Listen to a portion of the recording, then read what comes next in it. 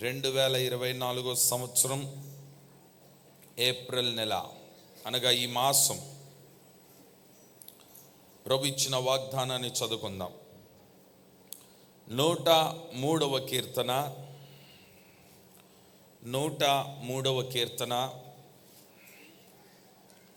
5వ వచనాన్ని చదువుదాం. పక్షిరాజు యవనము వలె నీ యవనము క్రొత్తదగుచుండునట్లు మేలుతో నీ హృదయమును తృప్తిపరచుచున్నాడు. ఆమేన్, హల్లెలూయా. గమనించండి, ఈ పక్షిరాజు ఉంది కదా, ఈ పక్షిరాజు ఇది వృద్ధాప్యం వచ్చినప్పుడు ఒక 40 సంవత్సరాలు వచ్చిన తర్వాత అది ఏం చేస్తుందంటే, ఇక ఎగరలేని పరిస్థితి, ముక్కు వంకరైపోయి ఒకలాంటి బలహీనత దానికి ఏర్పడినప్పుడు, ఒకటి చావనైనా చావాలి, రెండవది తన యవనాన్ని నూతనపరచుకోవాలి. ఈ రెండిట్లో అది ఏ నిర్ణయం తీసుకుంటుందంటే, ఒక ఎత్తైన పర్వతానికి వెళ్ళిపోతుంది. అది వెళ్ళిపోయి ఎవరి దగ్గరికి వెళ్ళక ఒక్కరితే ఉండి ఏం చేస్తుందంటే, ఆ ముక్కును నేలకేసి ఆ రాయికేసి కొట్టి కొట్టి అరగదీసి తన ఈకలన్నీ పీకేసుకొని, అర్థమవుతుందా, ఈకలన్నీ పీకేసుకొని అలాగూ కొన్ని దినాలు ఎవ్వరు కనబడకుండా మరుగుగా ఉండిపోతుంది. కొన్ని దినాలు అయిన తర్వాత మరలా నూతనమైన ముక్కు, నూతనమైన రెక్కలు, నూతనమైన బలాన్ని పొందుకొని యవ్వనాన్ని పొందుకొని మరలా తిరిగి వస్తుందట. పక్షిరాజుకున్న స్వభావం అది. ప్రభు ఈ సంవత్సరం ఈ నెలలో నీ జీవితంలో చేయబోతున్న పని ఏంటో తెలుసా?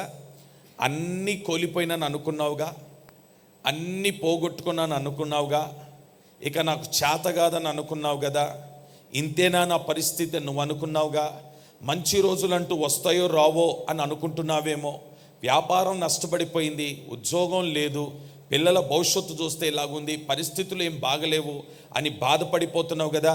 ప్రభు అంటున్నాడు, మరలా నీ యవనాన్ని నేను నూతనపరచబోతున్నాను, మేలుతో నీ హృదయమును నేను తృప్తిపరచబోతున్నాను.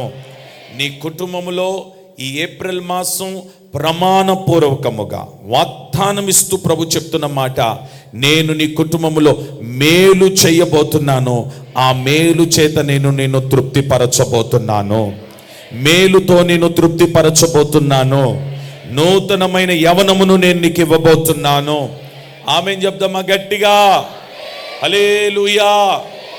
ఎంతమంది ఆ మేలు పొందుకోవాలనుకుంటున్నారు? దానికి మీరు చేయాల్సిన పని ఏంటో తెలుసా?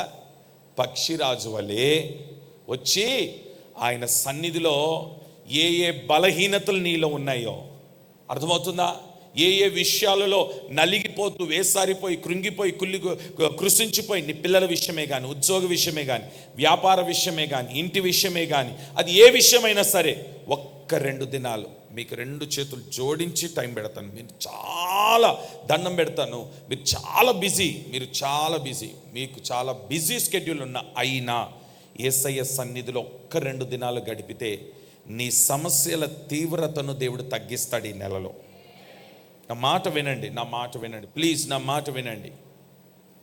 మీరు వచ్చి ఆ పక్షిరాజు వల్లే దేవుని మందిరంలో ఈ పర్వతం మీద ఏ ఏ విషయాల్లో నలిగిపోయినవో ఆ ముక్కుని వేసుకొట్టు, దాని రాకు, ఆ రెక్కలను ఓడబీకే, ఆ ఈకలన్నీ ఓడబీకే, వచ్చి దేవుని సన్నిధిలో ఏడు, రహస్యంగా 2 రోజులు దేవుని సన్నిధిలో అలా గడిపించోడు. నా దేవుడు నూతనమైన యవనాన్ని ఇవ్వబోతున్నాడు ఈ నెలలో. నీకు నూతనమైన కార్యాలు దేవుడు చేయబోతున్నాడు. చెయ్యకపోతే మరలా నన్ను నిలదీయండి. మరలా వచ్చి, అయ్యా మీరు చెప్పినట్టు నేను ఉపవాసం ఉన్నాను, మీరు చెప్పినట్టు ప్రార్థనలు కూర్చున్నాను, మీరు చెప్పినట్టు పర్వతం దగ్గరికి వచ్చినాను, ఇంకా నాకెందుకు కార్యం జరగలేదు, అప్పుడు అడగండి నన్ను. చేస్తాడు దేవుడు. దేవుడు అన్యాయస్తుడు కాదు. మరలా చెప్తున్నాను, మీకు 2 చేతులు జోడించి దండం పెడుతున్నాను. మీరు సమస్యలో ఉండుట సేవకుడికి సంతోషం కాదు, దేవుడు కూడా ఇష్టపడు.